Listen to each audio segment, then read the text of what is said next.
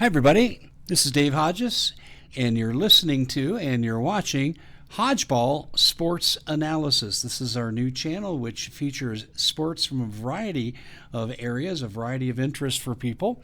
And I wanted to take this opportunity to ask you, as you leave here today, if you wouldn't mind subscribing, because you'll be notified when we produce something new. And also, too, if you wouldn't mind giving us a good thumbs up, we truly appreciate it.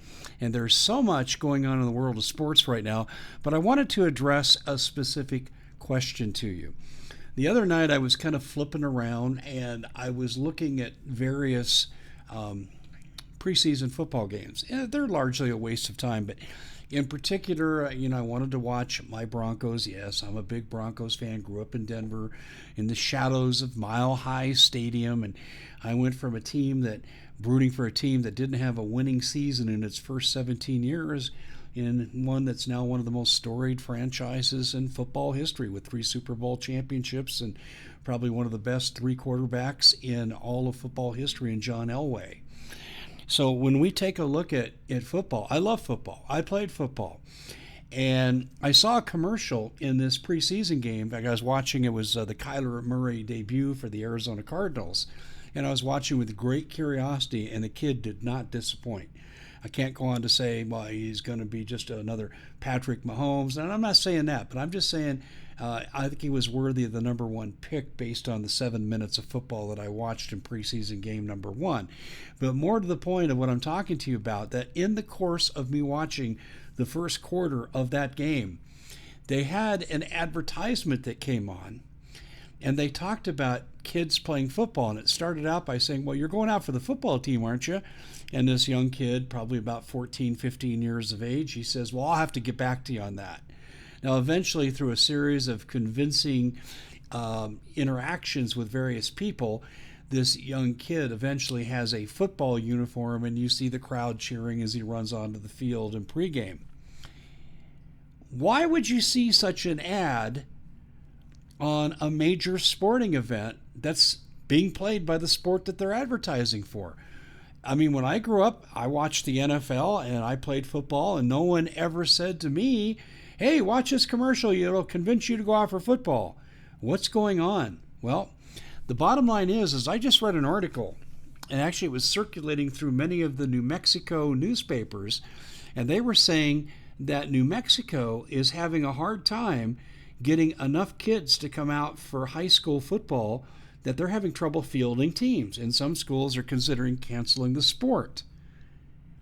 And football participation across America in organizations like Pop Warner, in organizations like middle school football, and even freshman and JV football, those numbers are down.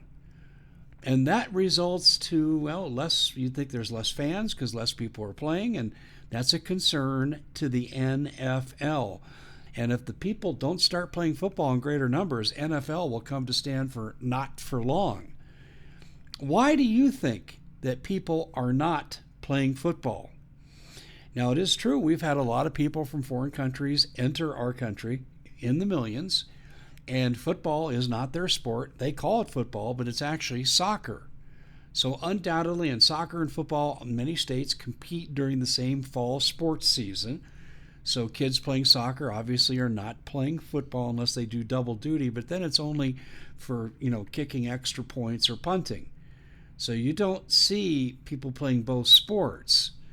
So that's one reason for the decline. But the other reason for the decline, as I see it, are overprotective moms.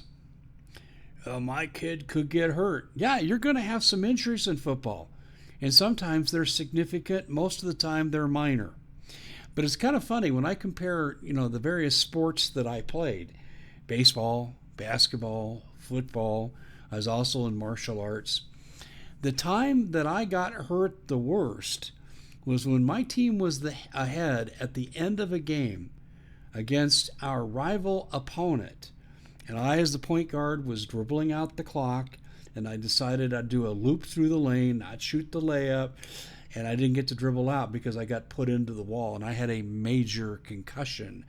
And that was on a Friday night. It was a good thing because we didn't have practice Saturday and obviously not on Sunday. I did come back Monday for a light workout. But that injury was the worst I had as an athlete because I did have some reoccurring headaches and sleeping issues, and I kept it quiet because I wanted to play. I know not the smartest thing I could have done, but that's why I think moms get overprotective. They look at football, and I'm telling you, you could have an injury in any sport. You look at girls and girls soccer, the knee injury rate is horrific. But I see this as a mom problem, and people are steering their kids away from football because of, quote, the concussion danger. In Arizona, when coaches are being certified to coach, and this is true in almost every state, they have to take a class called concussion protocols or something to that effect. And they look at the conditions of the kid, and they tell them to look at the eyes and to answer certain questions, and they always err on the side of caution, which they should in a head injury. And so we're seeing kids not play the sport because moms are hearing about this in the media. And is football going to survive, or is it going to become the minor sport and soccer is going to supersede? Now, what's interesting is you take fantasy football. Holy smokes, that thing has gone absolutely bananas. But it's based on having an NFL. And is a successful NFL, is that going to depend upon having a lot of good high school players?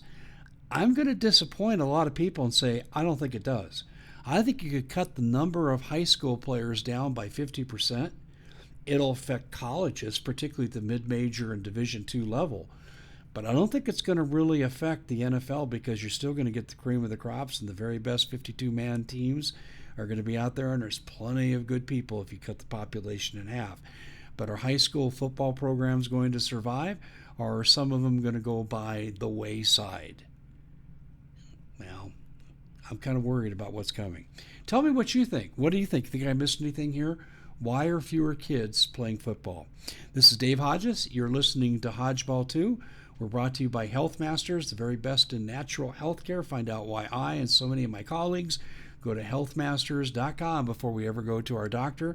Use the coupon code 5 to take 5% off. And again, please subscribe if this is your first time here. Welcome. And please give us a good thumbs up and share this video with your friends on social media.